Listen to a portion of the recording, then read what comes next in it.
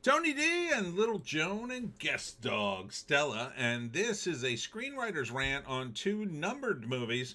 First up is Finnegan's Foursome, an Irish movie about an Irish family doing golf stuff, and then Seven Snipers, starring Tim Roth, as he goes up against a girl boss who don't need no man. Smash like and subscribe. Thank you for smash liking and subscribing. Thanks for checking out the Pineys, Joan.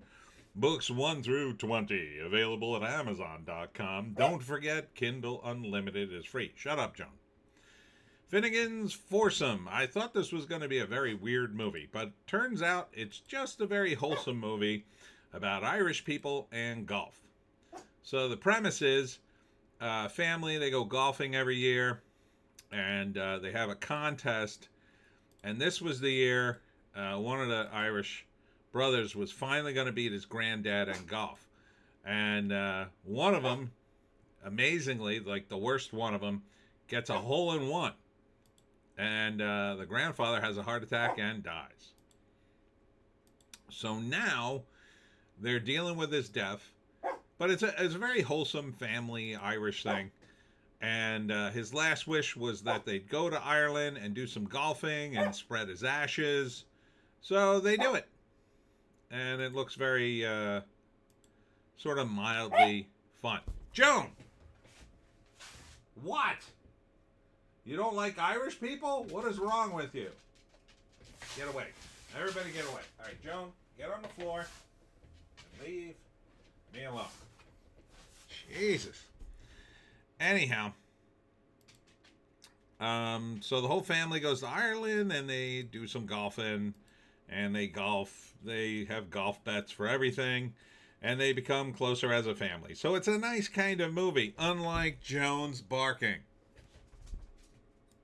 And they become closer as a family. So it's nice. Here they are spreading the ashes. It gets it in his eyes. I mean, it's that kind of movie. Finnegan's Foursome. Because Finnegan was the grandfather, and there's four of them. And it's a family kind of thing. Ed Burns, I think. Is it Ed Burns? I think. Here's the write-up. Two rival brothers and their adult children head to Ireland to honor their late father's final wish, scattering his ashes on the coastal golf course he adored. What starts as a clash of egos, old grudges, and comic misadventures becomes a week of unlikely bonding and hard-won warmth. Along the way, the Finnegans learn that family, like golf, takes patience, forgiveness, and a willingness to play through the rough. Yeah, there's Ed Burns. Ian McElhenney. I wonder if she's related to Rob. Interesting. I don't really recognize the other actors, but it looks fine. First act, they're doing this golf thing with the grandfather. The kid gets a hole in one. He has a heart attack. He dies. You know, it establishes all the characters first, but then he dies. Now they have to come together during this time of crisis. And at first it looks bad. Tensions flare. A little, not a lot. And but they decide to do this Ireland thing together, maybe partly begrudgingly.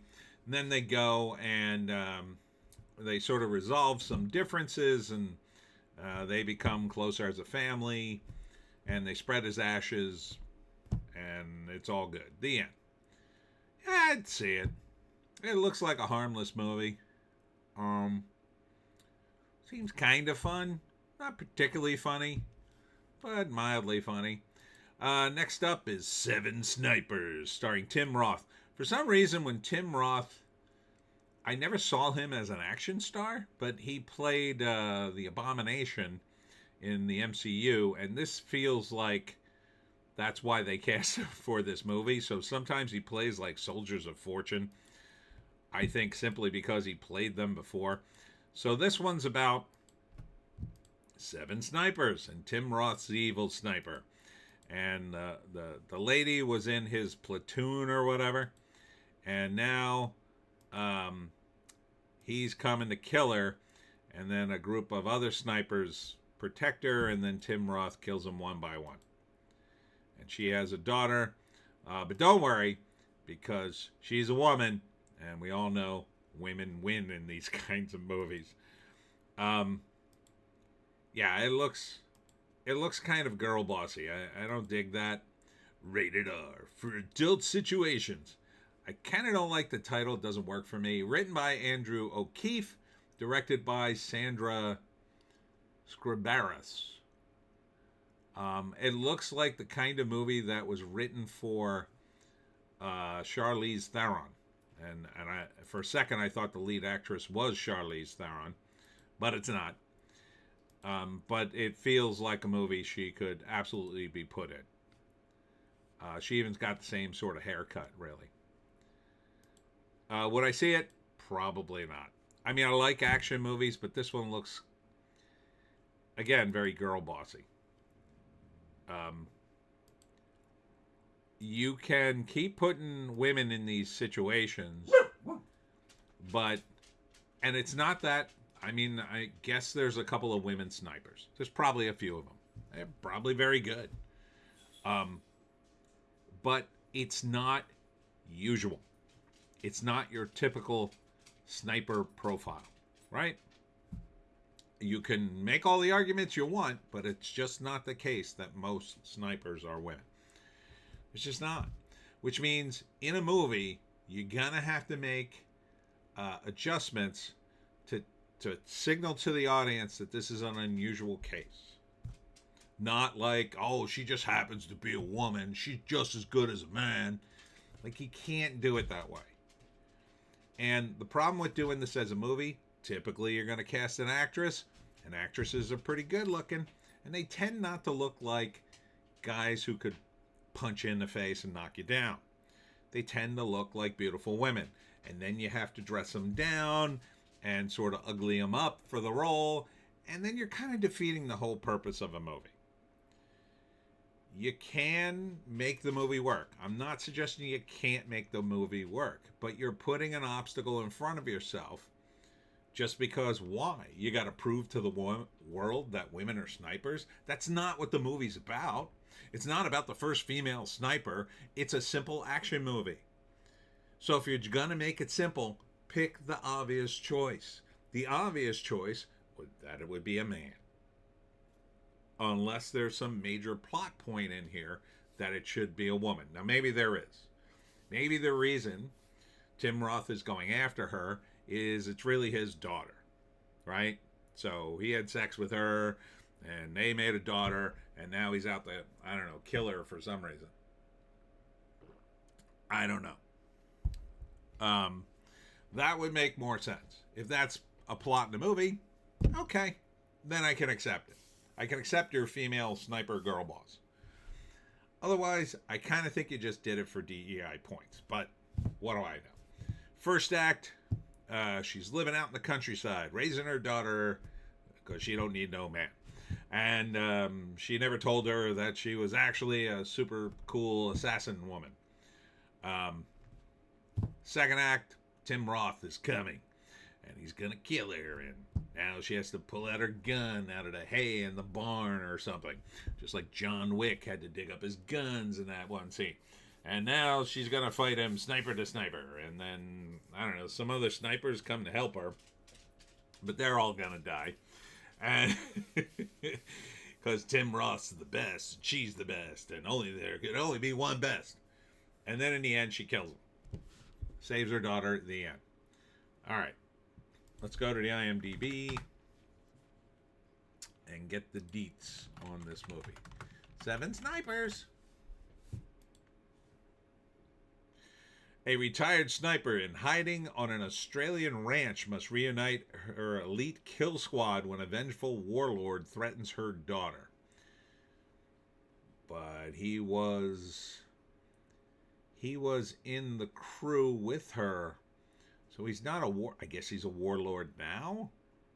I don't know. It kind of doesn't make any sense. I like the runtime, though. Short. Keep them short. All right. Let's, which movie would I see? Well, I got to be honest. Finnegan's Foursome looks kind of boring, but harmless enough. I guess I'd watch that before I'd watch Seven Snipers. The only reason I'd watch Seven Snipers to see whether or not it's a girl boss movie or if there's actual moment in the plot where it's like, aha, it's his daughter. Now it all makes sense. I kind of think there isn't. I kind of think it's, a cut and paste thing. It's a role that should have been cast for a man, but they cast it for a woman because, it's 2026 and this is what movie people do now. So yeah, I think I would go with the other movie before this one.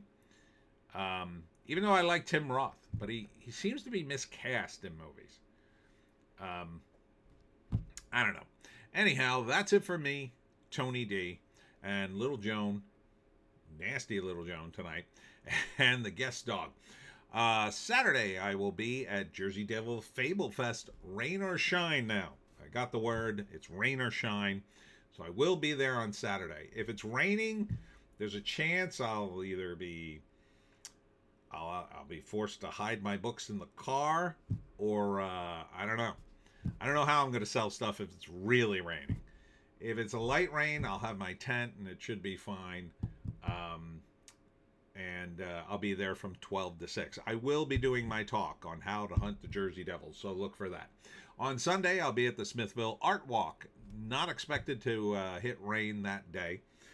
So come on out for that. That starts at 10, goes to about 5, and it's in Smithville, New Jersey, across the street from Leeds Point, where the Jersey Devil was born. Hope to see you there. We'll see you